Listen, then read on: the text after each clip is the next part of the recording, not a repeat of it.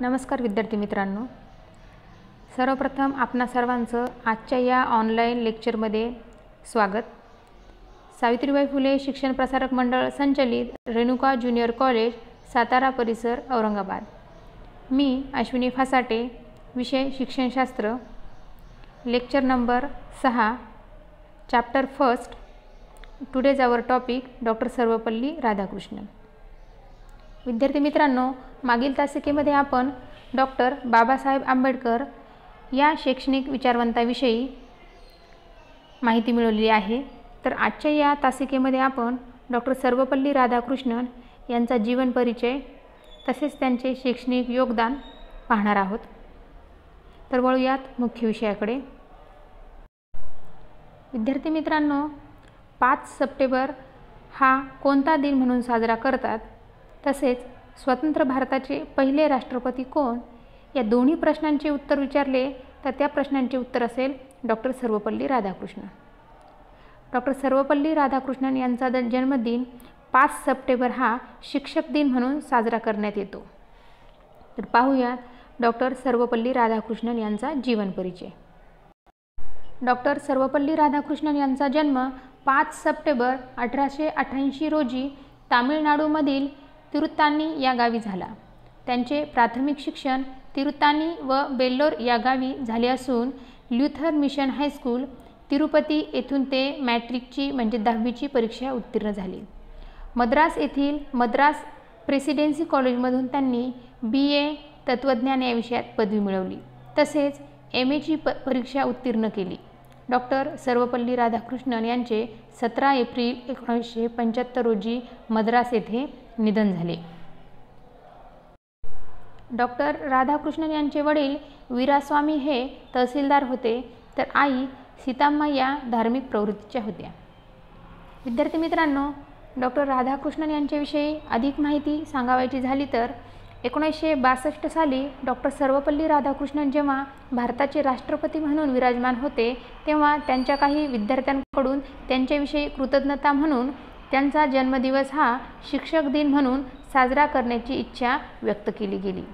माझा जन्मदिन जर तमाम भारतीय शिक्षकांचा गौरव दिवस म्हणून साजरा होणार असेल तर मलाही आनंद होईल, असे उद्गार काढत डॉक्टर सर्वपल्ली राधाकृष्णन यांनी या गोष्टीसाठी होकार दिला।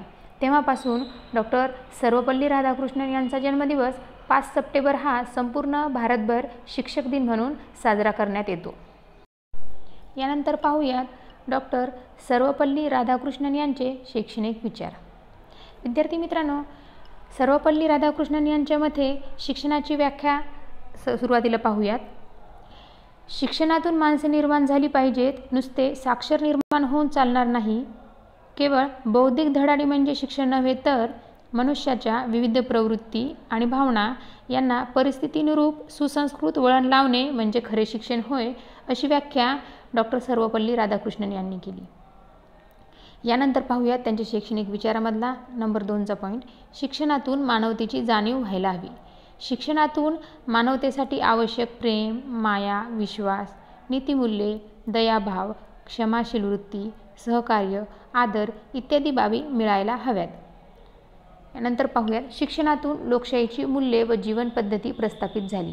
याचे स्पष्टीकरण द्यावयाचे झाले तर आजचा विद्यार्थी हा उद्याचा भावी नागरिक आणि राष्ट्राचा आधारस्तंभ आहे, म्हणून आपल्या राष्ट्राच्या विकासासाठी उपयुक्त लोकशाहीची मूल्ये शिक्षणातून विद्यार्थ्यांमध्ये रुजवली पाहिजेत। यानंतरचा पुढचा त्यांचा शैक्षणिक विचार म्हणजे शिक्षणातून वैज्ञानिक दृष्टिकोनाचा विकास व्हावा।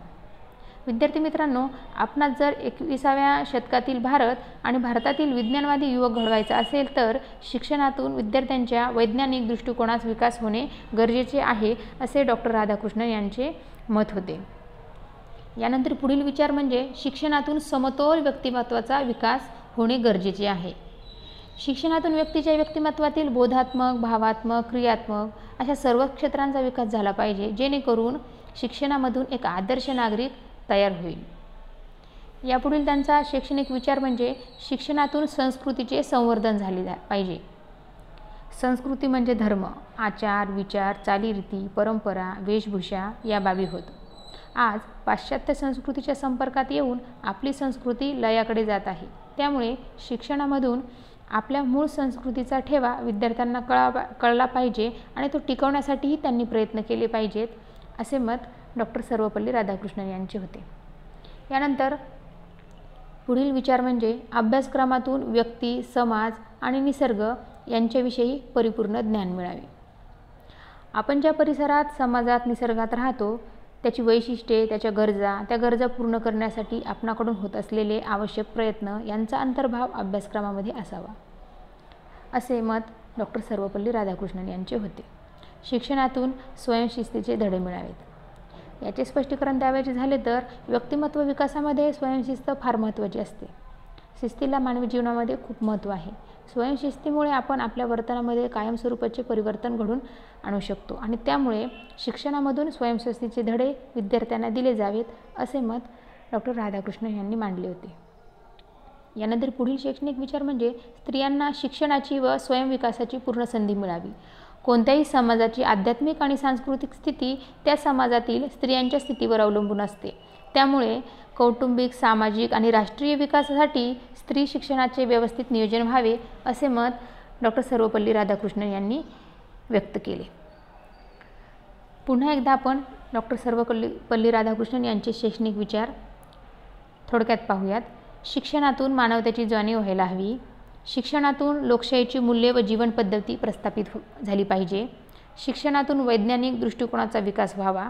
शिक्षणातून समतोल व्यक्तिमत्वाचा विकास व्हावा. शिक्षणातून संस्कृतीचे संवर्धन झाले पाहिजे. अभ्यासक्रमातून व्यक्ती, समाज आणि निसर्ग यांच्याविषयी परिपूर्ण ज्ञान मिळावे. शिक्षणातून स्वयंशिस्तीचे धडे मिळावेत. स्त्रियांना शिक्षणाचा व स्वयंविकासाची पूर्ण संधी मिळावी. यानंतर पाहूयात डॉक्टर सर्वपल्ली राधाकृष्णन यांचे शैक्षणिक योगदान. त्यामधील नंबर 1 म्हणजे विद्यापीठ शिक्षण आयोगाचे अध्यक्ष. देशाला स्वातंत्र्य मिळाल्यानंतर भारत सरकारने भारतीय शिक्षणाची पुनर्रचना करण्याकरिता 1948 साली विद्यापीठ शिक्षण आयोगाची नेमणूक केली होती आणि या आयोगाकडे भारतातील उच्च शिक्षणामध्ये आवश्यक ते बदल सुचवण्याचे कार्य सोपवलेले होते. नंबर 2 कुलगुरू पदाची महत्त्वपूर्ण कामगिरी. डॉक्टर सर्वपल्ली राधाकृष्णन यांना भारतातील आंध्र विद्यापीठामध्ये आणि बनारस हिंदू विद्यापीठ या 2 महत्त्वपूर्ण विद्यापीठांच्या कुलगुरू पदावर काम करण्याची संधी मिळाली होती. या 2 विद्यापीठांचे कुलगुरू म्हणून डॉक्टर राधाकृष्णन यांनी अत्यंत कार्यक्षमपणे जबाबदारी पार पाडली होती. कुलगुरू म्हणून कार्य कसे करावे याचा आदर्शच त्यांनी समाजाला घालून दिला होता. तिसरा मुद्दा म्हणजे भारताचे राजदूत, उपराष्ट्रपती आणि राष्ट्रपती म्हणून कार्य. डॉक्टर सर्वपल्ली राधाकृष्णन यांनी 1 वेळा भारताचे रशियातील राजदूत, 2 वेळा स्वतंत्र भारताचे उपराष्ट्रपती म्हणून 1952 ते 1962 आणि 1 वेळा राष्ट्रपती म्हणजे 1962 मध्ये ते राष्ट्रपती बनले होते आणि त्यांनी या भूमिका बजावलेल्या होत्या. विद्यार्थी मित्रांनो, अशा प्रकारे आज आपण आजच्या या तासिकेमध्ये डॉक्टर सर्वपल्ली राधाकृष्णन यांच्याविषयी माहिती मिळवलेली आहे. यामध्ये आपण डॉक्टर सर्वपल्ली राधाकृष्णन यांचा थोडक्यात जीवन परिचय, त्यांचे शैक्षणिक योगदान तसेच त्यांचे शैक्षणिक विचार या उपघटकांविषयी माहिती मिळवलेली आहे. यापुढील तासिकेमध्ये आपण शिक्षणशास्त्र या विषयातील प्रकरण क्रमांक 2 चॅप्टर 2 स्वातंत्र्योत्तर काळातील भारतीय शिक्षण हा विषय पाहणार आहोत. तोपर्यंत कोविड-19चा संसर्ग टाळण्यासाठी घरी राहा, सुरक्षित राहा व नियमितपणे अभ्यास करत राहा. धन्यवाद.